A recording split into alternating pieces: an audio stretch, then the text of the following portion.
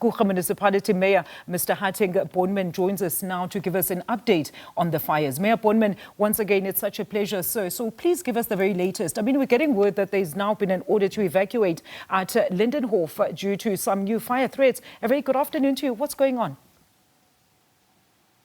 Good afternoon. Thank you so much. Yes, Linderhof is, the residents there are asked to move. It is just based on safety. We are doing everything we can to protect property, livelihoods, and property is our highest priority. So our teams are working extremely hard. There's new water tankers that just arrived there. I'm actually not sitting in my car, not too far from there, and we need to ask those residents to evacuate for their own safety, because we don't want lives to be lost. It's really critical that happens. It's unfortunate, and we try not to evacuate unless it's absolutely necessary. But as you can see, flames are rearing and winds are extremely high. So it's very, very dangerous as the fire spreads extremely quickly. Absolutely. So what relief measures then are in place for residents in this area, Hattingh? And any timelines as well as to how long this order will then remain in place, sir? Yeah, we'll monitor it. Well, it's already late now, but we'll monitor it right through the night, and we'll continue with this as also with our air support for as long as possible into the evening, to make sure that we contain as much as we can before it's dark. But we'll have to monitor it and see how long it will take for us to be able to allow the people to return to their homes.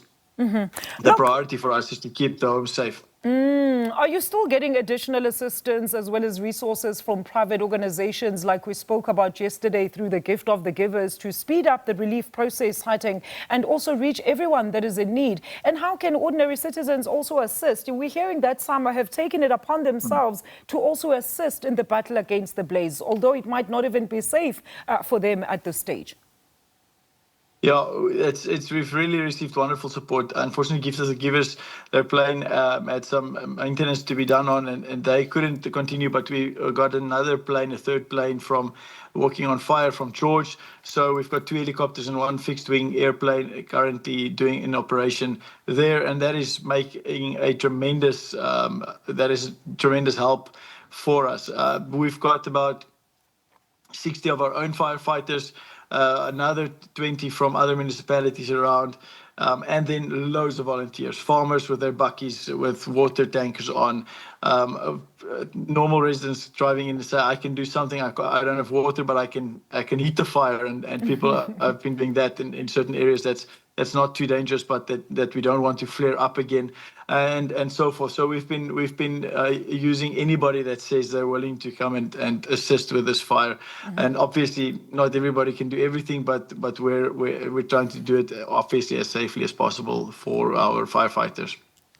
All right. And how are these residents then, Hattingh, going to be assisted in terms of accommodation and other social and support and services? And currently, does the municipality, the Kouga Municipality, have a clear evacuation procedure in place in the likelihood of these, pretty common fires within this region? And how many residents in total are currently being evacuated, sir? Yeah, so currently we do have an evacuation plan. We've got our community halls. We've got loads of resources as far as places to sleep. Food and accommodation is readily available, and making sure that we get even clothes are available if needs be. And we're making sure that we make it as easy as possible for those who are displaced to just not be as comfortable as possible in the very difficult situation that they're under.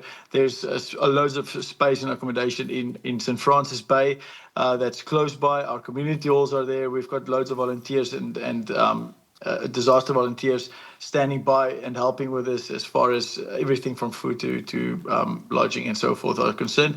At this stage, there's no one from the area there that has asked us to assist them with accommodation. They're moving to friends or to family or to anybody else that's close by.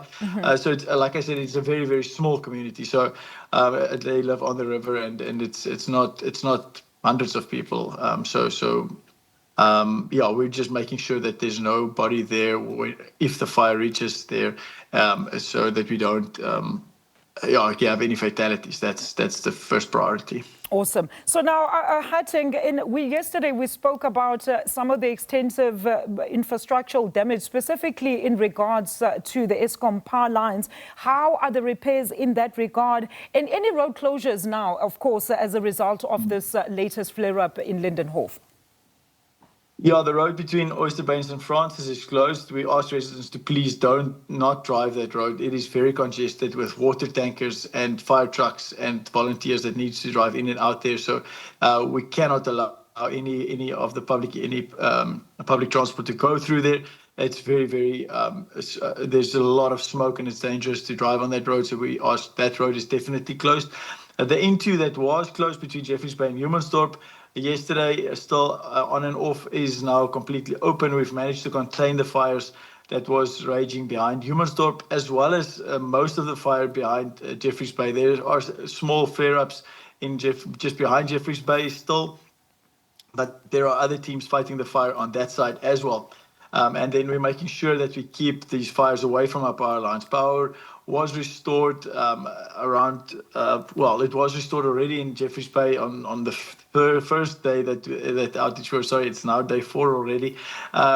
So it's power was restored to all our areas. Humansdorp, Jeffreys Bay was off for a short time.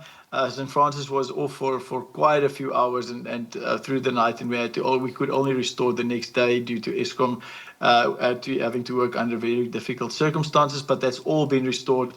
Our water sources are keeping up at this stage, so we're in a good place infrastructure-wise, and we're keeping close eye on it so that we don't run out of water. And which areas remain a constant fire threat concern, Hattingh? So the biggest, as we now speaking, the biggest threat is in Oyster Bay. Then there's obviously, as I said, still some fires in Jeffreys Bay, behind Jeffreys Bay, because of the high winds. Some of those fires have flared up again. And then there's a Kloof area, which is very difficult to get to, and no residents or infrastructure or structures anywhere close. But that is still going on behind Humansdorp. But we forgot a team there trying to just contain it. So the containing of it is important. We can't actively fight it because it's a very, very difficult to get to the actual fire. But we're making sure that we make provisions so that it doesn't spread from there. And talk to us about the evacuated or self-evacuated residents from, of course, Humansdorp yesterday. Have they since been able to return to their dwellings at this stage? Yes, some of the residents from Jeffreys Bay that were evacuated from there, they have returned to their dwellings, as well as those who were evacuated first in St. Francis and the Krom River. They have also been able to return to their homes. The fire is past there, and we're comfortable that it won't return to those areas. But again, like, as I said, we're making 100% sure of that and making sure that our teams are still on site and around to make sure that nothing flares up again with the high winds. Thank you so much, Mr. Mayor. That is Mr. Hattingh Bornman there. He's the mayor of the Kouga Municipality with the very latest update on the fires that continue to rage in that particular area, leading to now an immediate evacuation order out in Linderhof.